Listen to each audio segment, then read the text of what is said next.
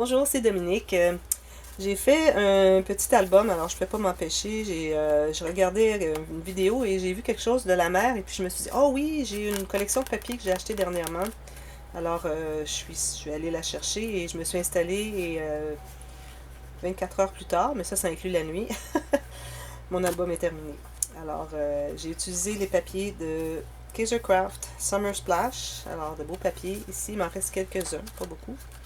Je vais faire un petit projet avec. Et aussi, j'ai utilisé quelques collants, des petites choses qu'on retrouve dans la mer. Alors, je vais vous montrer ce que ça donne. C'est un petit folio, un nouveau folio. Alors, nouveau concept, nouvelles interactions. Alors, vous allez voir de nouvelles choses. Et puis, une vidéo va venir, une série de tutos va venir bientôt. Alors, vous pourrez surveiller et voir si ça s'en vient pour vous. Alors, c'est un folio. Alors ici, on a deux tranches que j'ai couvertes en jute. Ici, j'ai mis une rangée de rubans qui était translucide au centre. Alors, vu qu'on met la colle et que ça paraît, j'ai mis cette rangée de petits brillants dorés qui allait très bien avec la collection.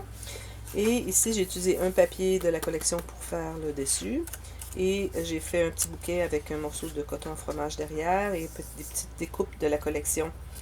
Un avec un morceau de carton derrière et quelques fleurs et des boutons que j'ai achetés à mon magasin d'artisanat. Alors ils avaient des boutons en forme de coquillage et étoiles de mer et sèche et tout ça. Alors j'ai fait ce petit bouquet. Derrière, c'est juste un petit collant ici. Ça, c'est une bordure de la collection de papier. Ils ont quelques bordures et quelques petites cartes à découper. Et aussi, ils ont des petites découpes qui sont déjà découpées. On n'a qu'à les sortir. Alors, on presse et on les sort du papier. Mais en parlant de papier, c'est du papier. Vous savez comment je n'aime pas travailler avec du papier. Quand je l'ai acheté, je croyais pas que c'était du papier. C'est le problème. Mais ça a bien été. J'ai fait attention pour bien étendre ma colle et puis m'assurer que rien ne paraisse. Et je suis bien contente du résultat. Alors, comme vous voyez, il y a un petit loquet ici. Je peux discuter à l'utiliser, à l'installer parce que dessous c'était vide. Et ici, ce ne sont que des petits brads qui sont tout minces, mais ils ont fait un gros trou. Alors, tout bougeait à l'intérieur. Alors, j'ai dû appliquer la colle chaude à l'intérieur avant de l'appliquer, avant de l'installer. Et puis, à ce moment-là, il ne bouge plus du tout. Alors, heureusement, j'ai trouvé cette technique, cette solution. Alors, ça s'ouvre comme ceci. Alors, ici, j'ai fait trop petit. La prochaine fois, je le ferai un petit peu plus long. Mais bon, ici, dans la tranche, j'avais une tranche suffisamment large pour faire une petite pochette et un signet. Alors, je le mets ici à l'intérieur. J'aime bien récupérer ces espaces pour faire des signets. Alors, on ouvre comme ceci. Alors, premièrement, dans le couvert, ici, j'ai fait seulement une pochette parce que, bon, c'est la première fois que je fais la technique. C'est pour ça que j'aime bien la faire une fois ou deux avant de vous l'enseigner. Pour voir les défauts, mais pas vous enseigner les défauts. C'est que je n'avais pas laissé suffisamment d'espace entre le couvert et la première page. Alors, j'ai pas pu me permettre d'avoir une interaction plus épaisse que ça.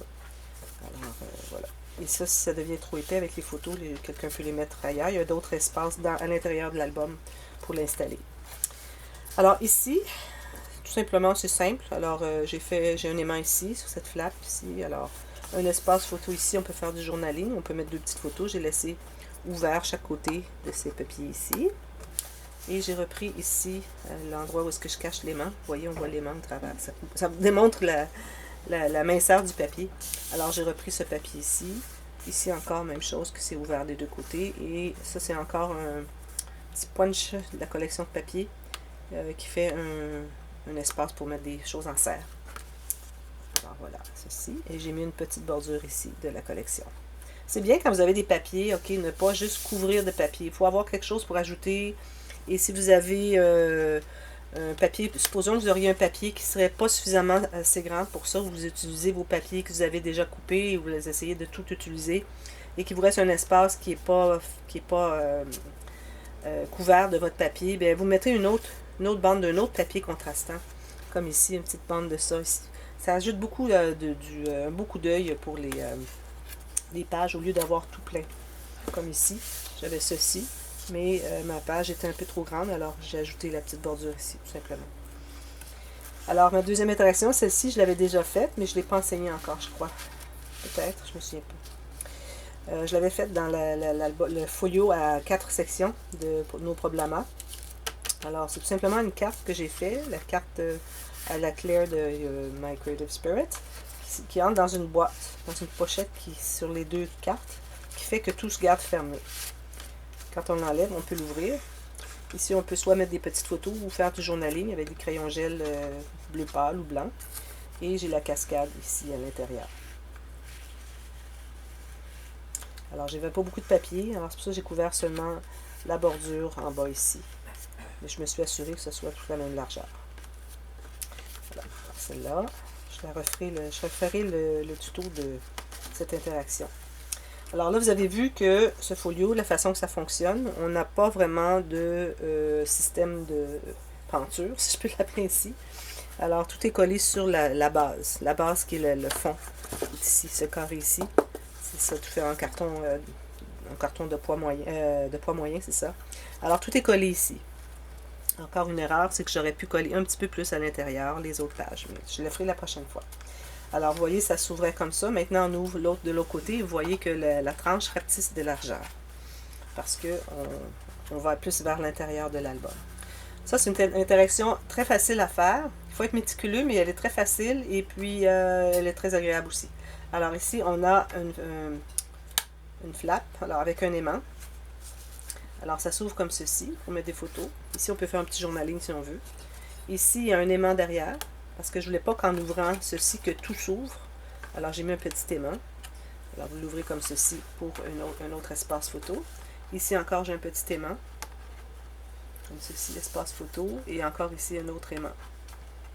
Et vous pouvez mettre 2 ou 3 photos ici à l'intérieur. Mais pas trop, parce que sinon, les aimants ne colleront plus, parce que ce sont des petits aimants. On peut en mettre une peut-être, je dirais coller, ce serait bien. Alors, c'est 1, 2, 3, 4. Joli, hein? Encore ici, j'ai mis une petite bordure dans le bas parce que ma page n'était pas... J'avais des 30 par... non, c'était... est-ce que j'ai la mesure ici? Bon, alors 30 et 1 et demi.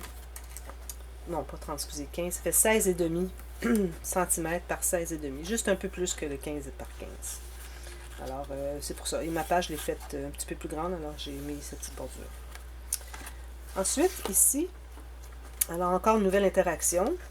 Alors, celle-là, je voulais avoir les deux pages, les deux pochettes, une à côté de l'autre, mais j'ai fait avec des enveloppes, et puis mes enveloppes étaient trop larges pour les mettre une à côté de l'autre. J'ai dit, bon, je vais en mettre une ici, une là, puis je pense que finalement, ça fait un meilleur résultat.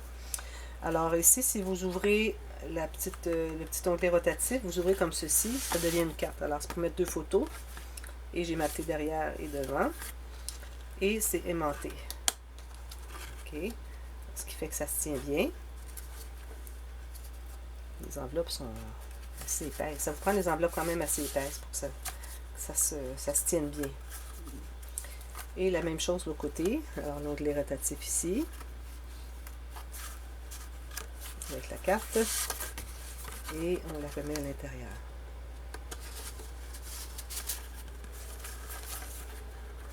Et on pousse comme ceci. Et ici, de l'autre côté, j'ai fait un espace pour mettre des choses en serre.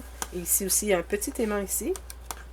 Et il y en a un plus gros parce que à cause de l'épaisseur de tout ça ici, fait qu'il fallait aller le chercher plus loin. Alors, je l'ai mis plus gros. Plus, dans le sens plus fort. Et on a espace mettre en serre, ici aussi, ici aussi. Voilà. Prochaine, on ouvre encore ce côté-ci. Alors ici, j'ai un espace mettre en serre ici et ici. Ici, c'est un aimant. On ouvre comme ceci avec le pop-up. Ici, on peut mettre des choses en serre et ici aussi. Alors, quelques petits billets, petites photos et 4 photos ici.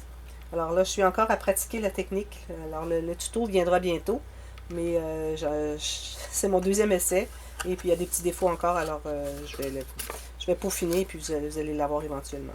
Ici encore, on peut mettre des choses en serre. Vous voyez, il ne veut pas se fermer tout seul. Je l'aide un peu. Avec un aimant. Ici, c'est un genre de babillard. Alors, on peut mettre des choses encore en serre. Ici, alors j'avais acheté des, vous savez, des pochettes plastiques pour mettre les photos. Alors, il venait en 3 de format de 10 par 15, 3 sur une grande feuille comme ceci. Et j'ai un projet à venir bientôt, album de recettes. J'avais besoin que 2. Alors, je me suis trouvée à couper le long du scellage qu'ils ont fait, quand ils ont comme scellé ici. Alors, c'était vraiment très étroit. Alors, il a fallu que je sois vraiment particulièrement méticuleuse pour couper vraiment au centre, pour pas que ça s'ouvre. Et les autres non plus. Alors, je récupérais les 2, parce qu'il y en a 3, alors les 2 ensemble pour mon autre album. Et je m'étais dit, le 1, je vais l'utiliser pour faire des petits cahiers. Alors, c'est ce que j'ai fait ici. Alors, on peut mettre des photos ici. J'en ai mis 5. Alors, ça fait 10 photos. Plus les 2 couverts ici, ça fait 12.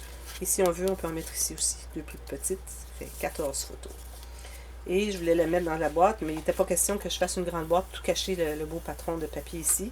Et juste comme ça, ça tombe. Alors, je me suis dit, je ne vais pas faire un ruban avec un nœud parce que ça prend trop d'épaisseur. J'aurais pu toujours le faire un peu plus haut et il serait rentré ici parce qu'ici, on a de l'épaisseur.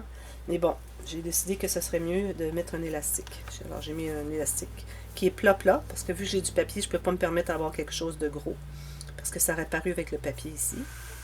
Excusez, ici. Alors, j'ai pensé, j'avais ça dans mes réserves d'élastique. Alors, ça va être parfait. Même que j'aurais pu le mettre encore un peu plus haut, ça aurait été mieux. Mais ça tient bien. Ici, c'est nouveau. Alors, c'est assez difficile à travailler, mais bon, je suis arrivée. Alors, c'est du plastique. Alors, c'est pas le plastique mou qu'on fait des pochettes ou des shakers. Alors, c'est plus rigide. Parce que je trouvais pas l'autre. J'ai dit, bon, je vais essayer lui. C'est plus difficile à travailler, mais je trouve que ça fait super beau, super solide. Et puis, j'ai collé quelques collants de la collection de collants pour démontrer que ça fait un peu comme un aquarium ou si on regardait dans la mer. J'ai trouvé que c'était bien. Alors, c'est accordéon sur les côtés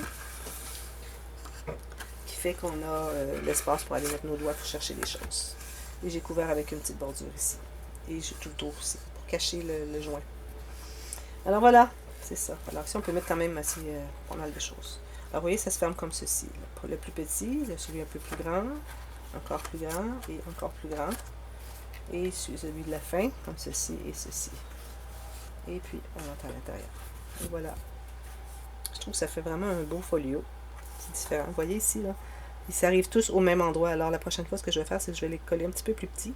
Et je vais rapetisser ma page un peu pour que ça rentre à l'intérieur. Alors, ça va se peaufiner à la longue. Et puis, je ferai un tuto quand ça sera à point.